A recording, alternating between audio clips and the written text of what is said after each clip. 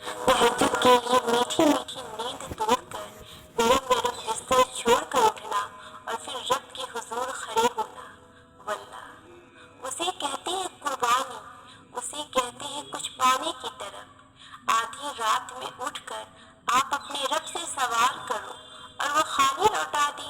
ऐसा लगता है आपको कि वो आपको खाली हाथ लौटाएगा। याद रहे, तहज्जुद नफिल इबादत है। ये कबूल तभी होगी जब फर्ज की अदायगी होगी। मतलब पहले हमने 5 वक्त की फर्ज पाबंदी से अदा करनी है, फिर तहज्जुद। जब भी अल्लाह करीम से कुछ मांगो तो चाहे वो फर्ज नमाज के बाद की दुआ हो या तहज्जुद के बाद की दुआ हो, अपने दिल में डाउट मत रखना इस बात का कि मिलेगा कि नहीं, क्योंकि याद रहे आप उससे मांग रहे हो जो 100% दे सकता है। आपका तहज्जुद तक आना तो इस बात की दलील है कि आपकी दुआ कबूल की जा चुकी है। तहज्जुद के वक्त आपकी छोटी से छोटी पुकार भी सीधा अर्श तक जाती है। जब आप अपने रब से मुखातिब होती हो तो आपका रब कहता है, मांगो, जो मांगना है मैं सुनूंगा। कौन सी फरियाद लाई हो मुझसे मांगो, मैं पूरी करूंगा। फिर जिस पर आपके हाथ अपने रब के आगे उठते हैं, आपके जुबान से निकली हर एक दुआ पर कुन कह दिया जाता है। ये ना सोचो कि तहज्जुद में मांगने के बाद भी हमारी दुआ कबूल नहीं होगी। सोचो, अगर उसने दुआ कबूल करनी ही ना होती तो तुम्हें तहज्जुद तक लाता ही क्यों? तहज्जुद की दुआ मुकद्दर बदलने की ताकत रखती है। जो दुआएं फर्ज नमाजों में कबूल नहीं हो रही हो, वो तहज्जुद की नमाज में कबूल होने की ताकत रखती है। जो दुख चैन नहीं लेने दे रहे, तहज्जुद उन दुखों को जड़ से मिटाने की ताकत रखती है। ये जो दिल इतना बेचैन है, तहज्जुद रूह तक में सुकून पहुंचाने की ताकत रखती है। तहज्जुद नसीब वालों को नसीब होती है और नसीब को 4 चांद लगाने की ताकत रखती है। अकेले हो, कोई साथ नहीं देता तो जान लो, तहज्जुद रब से मिलवाने की ताकत रखती है। जो कुछ नामुमकिन लग रहा है, तहज्जुद उसे मुमकिन बनाने की ताकत रखती है। आंसू, सिसकियाँ, तकलीफें, परेशानियाँ, तहज्जुद उन सब से छुटकारा पाने की ताकत रखती है।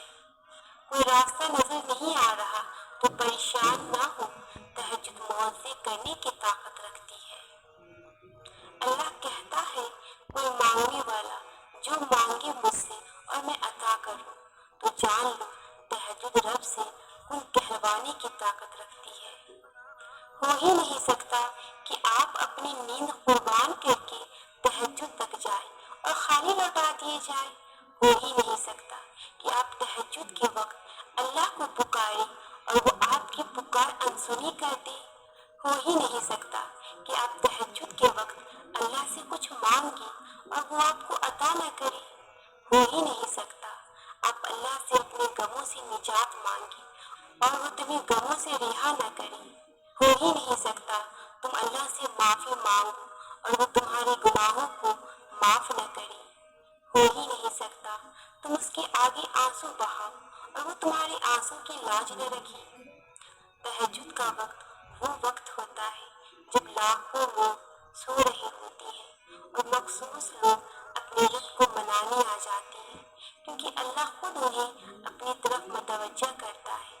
अल्लाह खुद उन्हें अपनी तरफ बुलाता है ताकि खामोश रात में गौर व फिक्र से अपने बंदे को सुन सके।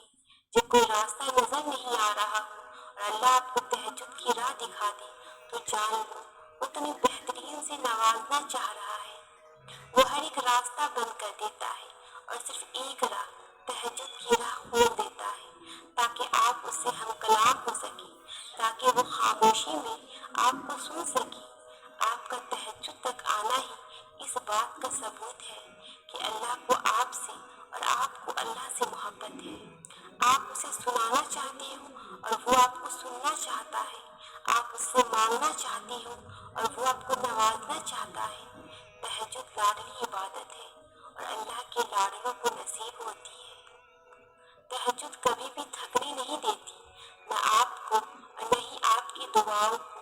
और यही तो तहज्जुद की दुआओं की कबूलियत और आपके रब के आपसे बेशुमार मोहब्बत की निशानी है। अगर तहज्जुद में कोई ख़ास बात ना होती तो अल्लाह क्यों तहज्जुद पढ़ने वालों के लिए पहले आसमान पर आता, सिर्फ ये पूछने के लिए कि उन्हें क्या चाहिए। अल्लाह उनकी दुआएं 7 आसमानों के पार से भी सुन सकता है, लेकिन फिर भी अल्लाह उनसे मुलाकात के लिए तशरीफ लाता है। तो जैसे अल्लाह ने तहज्जुद को बाकी नमाजों से जुदा रखा है, वैसे ही उसने तहज्जुद पढ़ने वालों को सबसे जुदा रखा है। अल्लाह तहज्जुद पढ़ने वालों को सबसे खास रखता है और उनके लिए ऐसे मौज़े हैं जो किसी के लिए नहीं है। अब अल्लाह 7वें से पहले आसमान पे बंदे को खाली हाथ लौटाने थोड़ी ना आता